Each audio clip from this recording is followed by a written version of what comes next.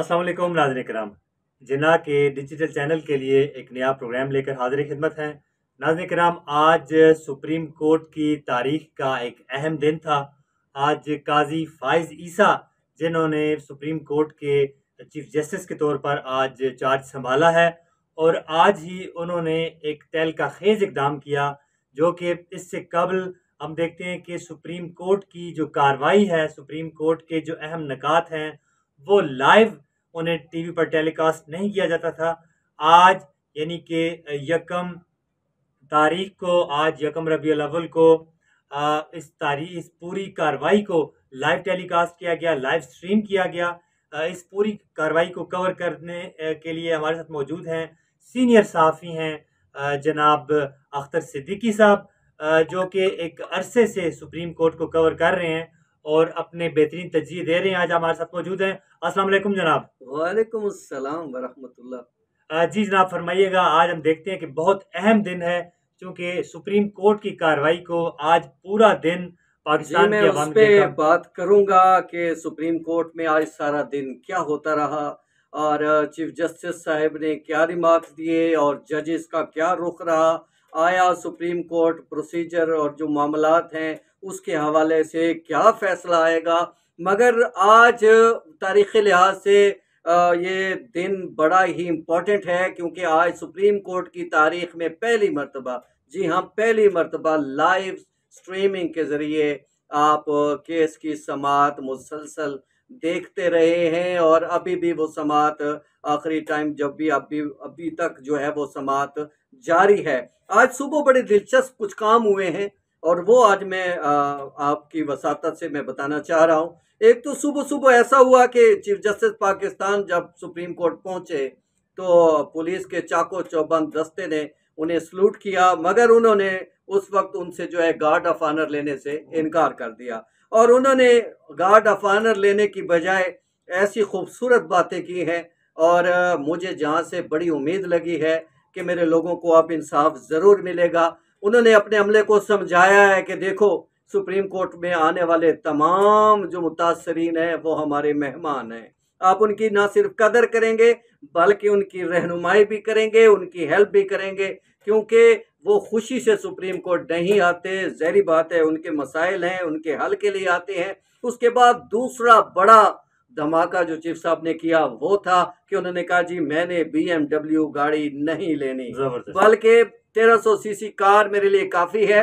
और साथ साथ उन्होंने एक और भी जो है ऐलान किया कि मैं जो सिक्योरिटी है वो भी कम से कम लूँगा।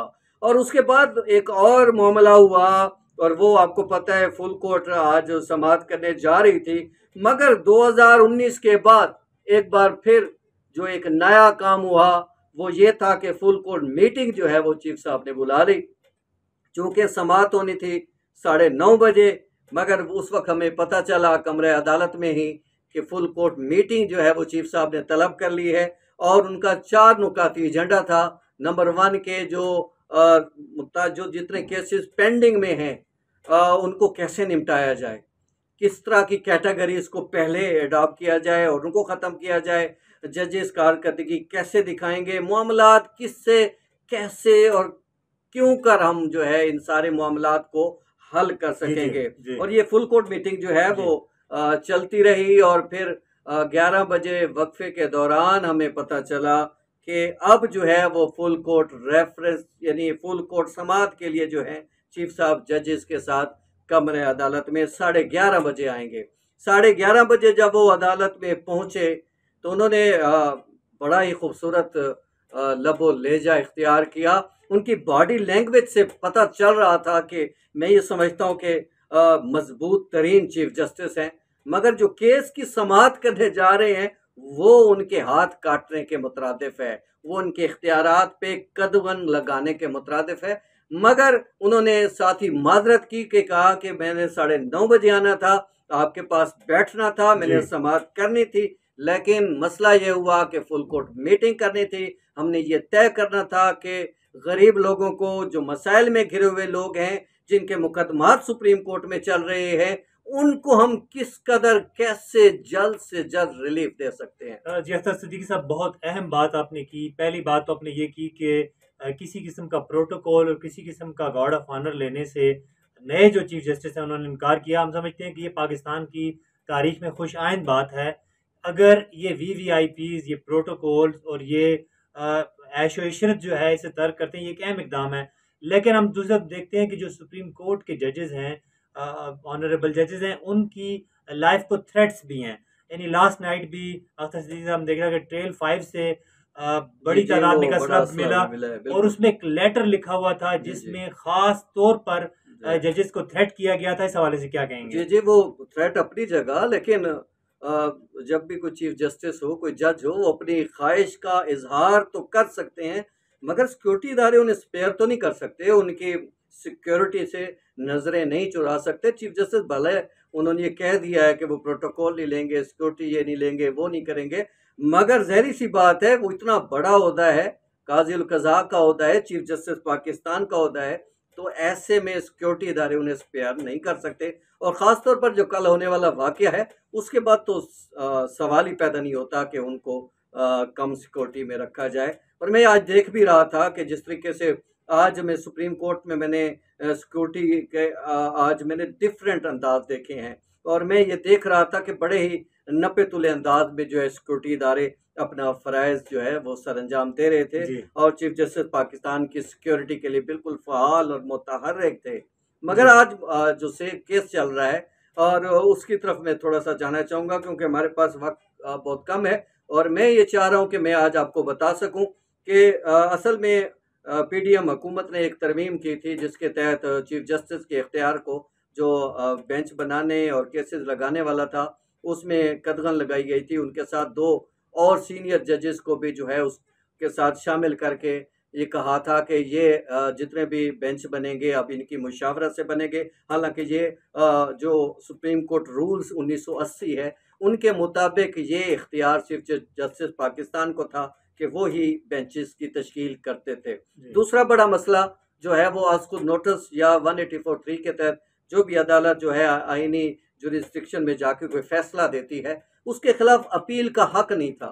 तो वफाकी हुकूमत ने जो है वो पीडीएम की हुकूमत ने वो हक जो है वो अपील का भी दिया था। अब वो सारी सूरत हाल अपनी जगह, उसको 8 रुकनी बेंच जो है वो उस पे हुक्म इम्तना दे चुका उमर अता बंदियाल की सरबराही में, और उमर अता बंदियाल अब जा चुके। अब उनके साथ जो 7 मजीद जजेस थे, वो आज इस बेंच का भी हिस्सा थे, और मैंने देखा है कि वो उनके सख्त तरीन सवालात थे जो वकला से भी कर रहे थे, और अटार्नी जनरल से ख़ास तौर पर वो सवालात कर रहे थे। उससे मुझे लग रहा था कि वो आज भी चीफ जस्टिस के इख्तियारात के हामी हैं, और वो चाहते हैं कि चीफ जस्टिस का जो इख्तियार है और उसको वो बरकरार रहना चाहिए। आज की समाअत में जो अहम तरीन नुक्ता ये था कि आया सुप्रीम कोर्ट रूल्स को कोई वफाकी हुकूमत भी जो है कानून साजी के साथ या आइन साजी के ज़रिए उनमें कोई कमी या ज़्यादती ला सकती है। यहाँ वकला का डिफरेंट जो है वो मौक़िफ़ था। वो कहते थे कि सुप्रीम कोर्ट रूल चूँकि बनाती खुद सुप्रीम कोर्ट है, लिहाजा वो तब्दील भी खुद कर सकती है, वो ख़त्म भी खुद कर सकती है, और अगर वह हुकूमतें ऐसा करेंगी जी। तो वो जो आज़ादी अदालत की है उसको कदगन लेकिन लगाने के मुतरादिफ हो जाएगा। दूसरी तरफ हम देखते हैं कि जो मुकन्नना है, जो लेजिस्लेचर है, पार्लियामेंट है, कि जिसका काम कानून साजी है, तो आप क्या समझते हैं उसके जो हक है उस पर कतगन नहीं लगेगी इस अंदाज में? देखिए, पार्लियामेंट का काम कानून साजी ज़रूर है, मगर सुप्रीम कोर्ट हर इदारे के अपने कुछ रूल्स और कवायद होते हैं। ठीक है। जैसे अब हम जिस इदारे में काम कर रहे हैं, तो इसके अपने रूल्स और कवायद और ज़वाबित हैं, और ज़रूरी नहीं है कि ये बाकी इदारों के लेकिन साथ मुमासलत रखते हों। सही, मगर अगर ये रूल्स भी बाहर वाले हमारे रूल्स को कदगन लगाने लग जाएँ, या सही। उनको उन पे ओवरकम होने लग जाए, उन पे काबू करने पर लग जाएँ, तो फिर मसाइल पैदा हो जाते हैं। यहाँ पे सूरत हाल कुछ इस तरह है अख्तर सिद्दीकी साहब कि who will oversee the watch dog. यानी हम कहते बाज़ वक़्त हम कहते हैं कि एजीपी जो ऑडिटर जनरल ऑफ पाकिस्तान का जो इदारा है कि जो ऑडिट करता है, लेकिन उस एजीपी का ऑडिट कौन करेगा?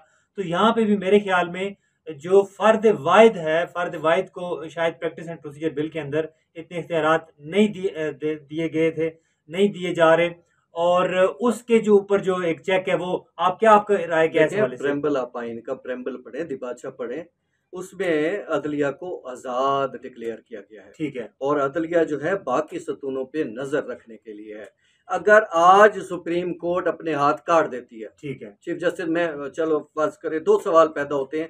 एक तो ये कि अगर वो फैसला इस आइन को बहाल के देते हैं और वो हुक्म इम्तना ख़त्म करते हैं, तो उमर अता बंदियाल की सरबराही में या बाकी जजेस ने उसके बाद मुशावरत के बगैर जो बेंच तश्कील दी है और उन्होंने फिर जो फैसले कर रखे हैं, उनका क्या होगा। सही। और दूसरा ये कि अगर सुप्रीम कोर्ट के रूल्स में अगर हुकूमत मुदाखलत कर रहेगी, तो क्या ये अदलिया की आज़ादी में मुदाखलत नहीं होगा। तो फ़र्ज़ करें अगर चीफ जस्टिस अपने इख्तियारात दे देते हैं, वो कहते हैं ठीक है जी 3 जजेस करेंगे।